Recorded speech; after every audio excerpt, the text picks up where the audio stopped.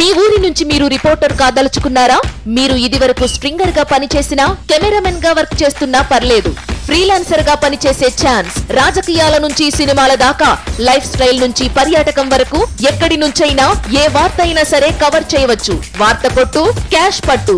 ఆసక్తి గలవారు 9032555277 కి కాల్ లేదా వాట్సాప్ చేయండి. ముఖ్యంగా ఎల్లో మీడియాకి సంబంధించినటువంటి పత్రికలు కానీ, టీవీ ఛానల్స్ కానీ పార్టీలో రకరకాలుగా ఇబ్బందులు సృష్టించాలనేటువంటి ఉద్దేశంతో అనేక స్పెక్యులేషన్స్ని ప్రసారించినటువంటి సందర్భాన్ని చూసాం. ముఖ్యమంత్రి గారు చెప్పినటువంటిది ఏంటంటే, రానున్నటువంటి సంవత్సర కాలం అంటే అనుకున్నటువంటి సమయానికి కానీ, లేదా పూర్తయ్యేటువంటి 5 సంవత్సరాలు పూర్తయినటువంటి సమయానికి వచ్చే ఏప్రిల్ నెలకి సాధారణ ఎన్నికలు ఎప్పుడైతే జరుగుతాయో అదే సమయానికి మనం ఎన్నికలకు వెళ్ళబోతా ఉన్నాం. వెళ్తున్నటువంటి సమయంలో ఈ రానున్నటువంటి 6 నెలల పాటు గడప గడపకి మన ప్రభుత్వ కార్యక్రమాన్ని ఆగస్టు మాసం కల్లా పూర్తి చేయాల్సినటువంటి బాధ్యత అందరి మీద ఉంది. గడిచినటువంటి నెలన్నర కాలంగా ఎలక్షన్ కోడ్ ఆఫ్ కాండక్ట్ ఇవన్నీ కూడా అమల్లో ఉండడం వల్ల కాస్త గ్యాప్ ఇవ్వడం జరిగింది.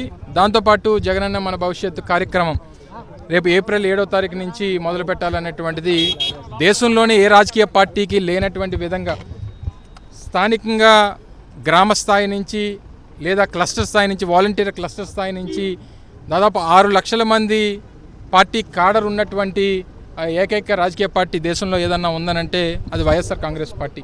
ఇంత బలమైనటువంటి పార్టీకి సంబంధించినటువంటి కాడర్ని మరింతగా ప్రజల్లోకి తీసుకుని వెళ్ళాలి. రాష్ట్రంలో ఉన్నటువంటి 1,60,00,000 కుటుంబాలు ఏవైతే ఉన్నాయో ప్రతి ఇంటి తలుపు తట్టాలి.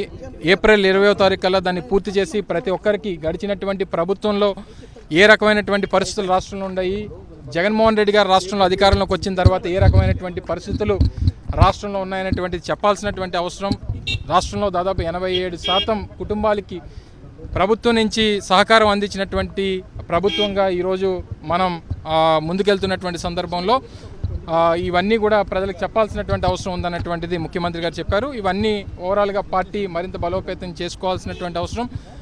ఎమ్మెల్యే శాసనసభ్యులు కూడా పూర్తి స్థాయిలో ఈ కార్యక్రమంలో పాల్గొనాలన్నటువంటిది కూడా ముఖ్యమంత్రి గారు ఆదేశించడం జరిగింది. ఏమీ లేవు అని చెప్పాను.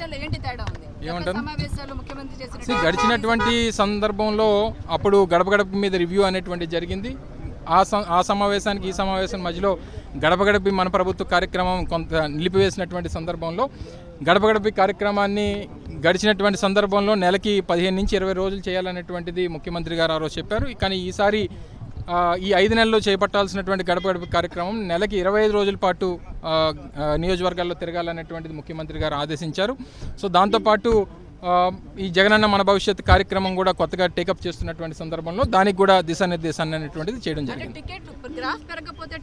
ఆబ్వియస్గానమ్మా ఏ రాజకీయ పార్టీ కన్నా ముఖ్యమంత్రి గారి జగన్మోహన్ రెడ్డి గారు చాలా క్లియర్గా కేటగారికల్గా ఇప్పుడే కాదు ఎన్నికల మేము అపోజిషన్లో ఉన్నప్పుడు కూడా ఆ రోజు కూడా ఈ నియోజకవర్గ సమన్వయకర్తలకు ఈ మాట చెప్పారు.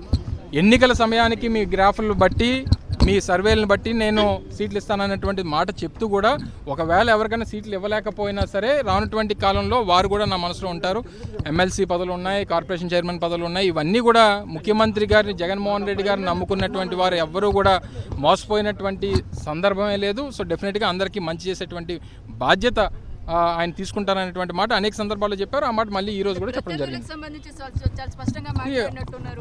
ఇప్పుడు ఒక రాజకీయ పార్టీని బలంగా ఉన్నటువంటి రాజకీయ పార్టీని నిర్వీర్యం చేయాలనంటే లేనిపోయినటువంటి అపోహలు క్రియేట్ చేయడం, ఎవరినన్నా సీఎంఓకి పిలిస్తే మంత్రివర్గాన్ని నుంచి తీసేస్తున్నారనేటువంటి ప్రచారాలు, లేకపోతే ఇంకోటో లేకపోతే మంత్రివర్గం మీద కసరత్తు చేస్తున్నారనో లేకపోతే ఇంకొక అంశం అనేటువంటిది రోజుకు ఒక స్పెక్యులేషన్ గడిచినటువంటి వారం రోజులుగా మనం చూస్తూ ఉన్నాం.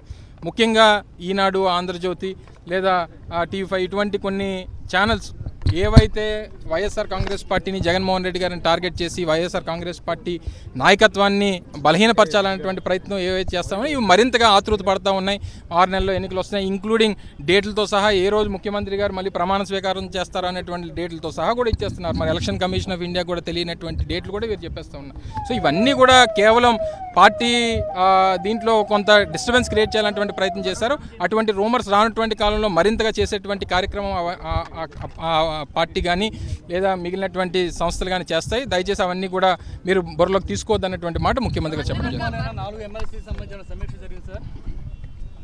అది దానికి క్లియర్గా దాని మీద ఇప్పుడు అనేక సందర్భాల్లో చెప్పాం. అదే ఒక సెక్టర్కి సంబంధించినటువంటి ఎన్నిక అనేటువంటిది క్లియర్గా ఈ 34 నియోజకవర్గాలు 39 నియోజకవర్గాల పరిధిలో జరిగినటువంటి 80 లక్షల సాధారణ ఓటర్స్ ఉన్నటువంటి దాంట్లో 2 లక్షలు అంటే కేవలం 3% 2% ఉన్నటువంటి ఓటర్స్తో జరిగినటువంటి ఎన్నిక. సో డెఫినెట్గా అందులో ఒక 20% బహుశా డీబీటీ ద్వారా ఈ ప్రభుత్వం నుంచి సహకారం అందించినటువంటి ఓటర్స్ ఉండుంటారు. మాకు రావాల్సినటువంటి పర్సంటేజ్ మాకు అలాగని చెప్పి వాళ్ళు కూడా మొదటి ప్రాధాన్యత ఓటుతో ఎవరు గెలిచినటువంటి సందర్భం కూడా లేదు. అన్ని రాజకీయ పార్టీలు కలిసి ఆ విజయం సాధించినటువంటి సందర్భంలో అయినప్పటికీ ఏదేమైనప్పటికీ రేపు మా సెక్టర్ ఆఫ్ ఓటర్స్ కానీ లేదా జగన్మోహన్ రెడ్డి గారు నమ్ముకొని ఉన్నటువంటి రాష్ట్ర ప్రజలు కానీ మంచి భవిష్యత్తు మాకు ఉంటుంది అనేటువంటి నమ్మకంతో జగన్మోహన్ రెడ్డి గారిని మళ్ళీ తిరిగి అధికారంలో తీసుకొస్తారనేటువంటి నమ్మకం అందరం కూడా వ్యక్తపరిచాం. హాయ్ ఫ్రెండ్స్, మా టుడే టుమారో యూట్యూబ్ ఛానల్ చూస్తున్నందుకు చాలా థ్యాంక్స్. మరిన్ని లేటెస్ట్ వీడియోస్ కోసం వెంటనే సబ్స్క్రైబ్ చేయండి. అలాగే ఈ బెల్ ని కూడా రింగ్ చేసేయండి. మా నోటిఫికేషన్స్ అన్ని మీ మొబైల్లో వస్తాయి. అలాగే మా వీడియోస్ మీకు నచ్చితే లైక్ చేయండి, షేర్ చేయండి, నచ్చకపోతే కామెంట్ చేయండి.